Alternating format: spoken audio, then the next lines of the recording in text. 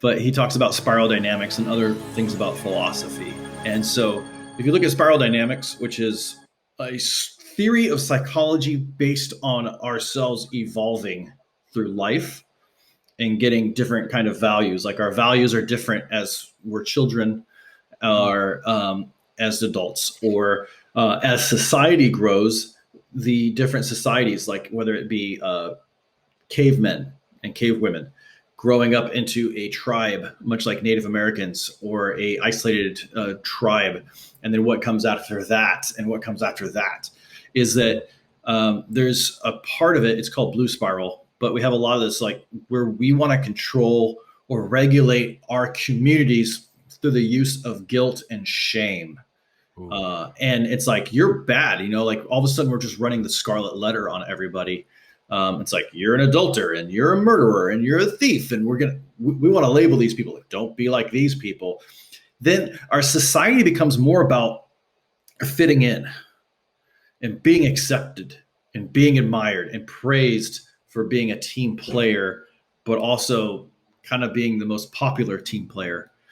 And then that kind of leaves people on the outsides. And we kind of get this like rejected geek culture. Like to use high school as an example, it's like, yeah, you guys are all jocks and you're all cool and you're preppies. Well, this rejected geek culture, the problem is they start rejecting society and they kind of make their own group. And the problem with that is when you inject drugs, that's when you get a drug culture. That's when you get a drug culture where we're rejecting my religious family, my politically correct family, my college, my students, at my college. Like I'm not going to associate with people. I'm in my drug culture, and you guys don't understand what my drug culture is. And then it becomes a big pile of it. And it's like, okay, now the cool thing is we as humans, we can evolve past this, and we can start seeing like, oh, that's a cool geek culture. That's an interesting drug culture. Is there something better than that though? Like, I mean, you want to outgrow that and evolve past your, wherever you're at. It's like, what? It's like, yeah, you can do post-traumatic growth, to quote General Mathis, who said that. It's like there's post-traumatic trauma and there's post-traumatic trauma growth. And I think there's post-addiction growth, that after a person gets addicted, they can take on a massive amount of growth, a massive amount of success, have a business, have a family, come back and actually like pull people out of, both of these like societies of conformity and the like drug culture, and say, hey, there's something more important in these societies and we could lead something. And that's what spiral dynamics really, it's a little bit of a depth thing, but to kind of go into a higher, it's called the yellow spiral. And it's really taught a lot in NLP and hypnosis courses, but I share that. Ken Wilber talks a lot about it. Claire Graves, and I forget the other gentleman's name, but from Texas University in up near Waco, they discovered it. They didn't invent it; they discovered it, and they saw that people in different parts of the world had this. And so, I think that when we realize that we can start accepting people from different parts of evolutionary, that we can actually throw them a lifeline and say, "Hey, come over here. Check out this other thing. The world is much bigger and grander." And so I think that's a really big key, because these families are like, they're stuck in this shame, guilt. I have to be a good employee. If I'm not a good employee, well, I'm a piece of shit. I'm a shitty employee. I'm going to get fired. No one likes me. And it's like, okay, well, that's a rough go of it, champ. And then you get somebody who goes, there's tons of jobs in America. There's tons of things you can do. You can start your own business. You can do whatever. Doesn't mean you're a piece of shit. Oh. I'm wondering if this is sounding either identical or maybe similar to something I learned at Tony Robbins' 6-day Date with Destiny seminar. I think maybe on one of the last days. And so I remember in the workbook, there was this chart and it had different colors and different levels of, I think, consciousness maturity or something. Yes. Different colors. And he passed around different colored hats. There was orange and there was maybe blue and there was purple and green, right? Is this orange? Okay, yeah. So I did learn about this. And I think when we did that, I was orange, number 4. Yep. Yeah. Can't believe I remember this. But the thing is I never properly advanced through number 3, which is blue, right? Yeah, Or I mean, yeah, the one under. it's debatable. I mean, I would say just because I know you and I've seen you, I would say you're very orange, which is very Yeah. entrepreneurial, very freedom seeking, and so the blue is very much like religion, corporations, governments, and then like one step below that is red, which is more of like the I want to be powerful. It's almost a split between being a warrior and a tyrant, but it's like I need respect, I need Yeah. power, I need authority, and so Right. these different So hats sometimes butt heads. this is a really great. Let's stay on this for a little bit here. Mhm. So now I'm remembering, and this might even be on the documentary called "I Am Not Your Guru" featuring Tony Mhm. Robbins.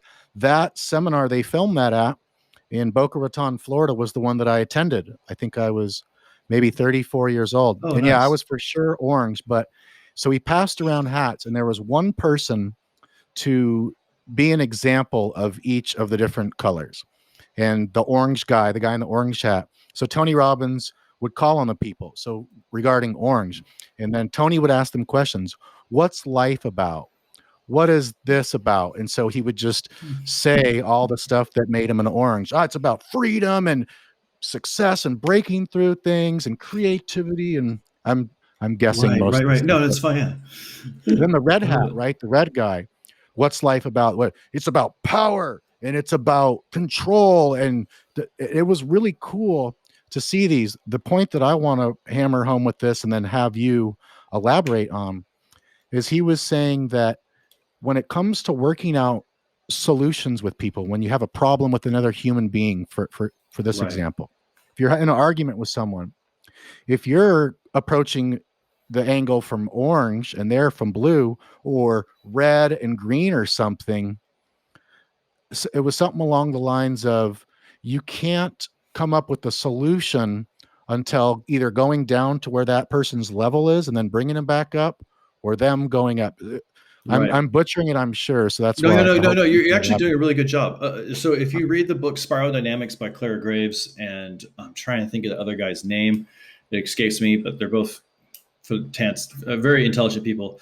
I think it was Texas Southern University, and it was like the 1980s, and they're putting people in these different categories according to Spiral and kind of classifying them. And they said uh, Dallas and Houston specifically in the early 2000s will have a really bad heroin epidemic among teenagers in 10 to 20 years. And they're like, nah, whatever, never going to happen. That's exactly what happened. And the reason why is they had people that were very successful in the corporate world raising children that had very much affluency, money. They had a ability to grow, but they were going through this phase where like I want to be awesome, I want to have authority, I want to have power, but I don't want to be like my parents. So they had a strong rejection for the corporate world and religion. They were like, it's too stuffy. I want to be awesome. And then they just try to jump over the blue and go right into orange, which is about freedom and doing what I want. So they were actually not processing fully the red and just trying Mhm. to skip a stage and trying to hopscotch over it. And Mm. so their freedom became, I want to feel like I'm a hero inside of myself. And so that led to hero in or heroin. And they had this Mm. massive epidemic. And they were like, what, how do we save these kids? They have tons of money, tons of affluency. The parents don't want to face the facts because they're ashamed of their kid. The kid wants to be seen and do whatever he wants and gets whatever he wants. And they're traveling around the world getting, intoxicated on whatever they can get their hands on. And then mommy and daddy always bails them out. So what's the solution? And their big solution was teaching the children how to be powerful, how to have respect and attention in a way that's healthy, and then also not compete against each other, and then kind of, lack of a better term, conform into a team, conform into a system. Instead of it being, I have to be the baddest person in the room, it was a bunch of superheroes pretty much coming together to make something even better. And then once they achieve that, they're like, okay, I understand how a system works. Now I want the freedom of having multiple systems work for me. And that's what an entrepreneur is. That's what the orange is. And so having that is it explained to people goes, oh, it's like, yeah, it's just, see what the purpose is, see what the values are. Let's construct new beliefs. Let's resolve some past traumas, and then you'll get to where you need to be. And so Tony Robbins teaches it. A lot of other people teach it, and I'm just glad you got it, because a lot of people, if one of the higher levels that I really, this is where I want to go, is the Purple and green are up there, right? purple is lower. It's more tribal, which is more about family. Oh, But here's the important thing. Whenever someone goes up with a level, they need to come back to the purple. They need to come back to their family and give, and to help the purple evolve. So it's helping your family evolve into a place of being in the red spiral, and helping your family evolve into the blue, and into the helping other people in your community to become entrepreneurs, which is really big. And then after that, it's green, and the green is very much hippy dippy. It's very hippie woo woo. We're all accepting of everybody, but they have a lot of strong rejection of other things. But then the next one is yellow. And if I had to say a poster child for Dalai the Lama. yellow is, Dalai Lama is up there. I would say Richard Branson.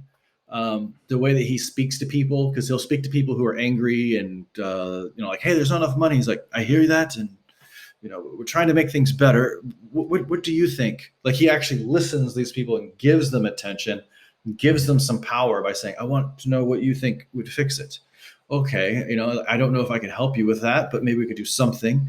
Let me, and so he kind of starts meeting where, screw it, just do it. yeah, he's like, hey, let's do something.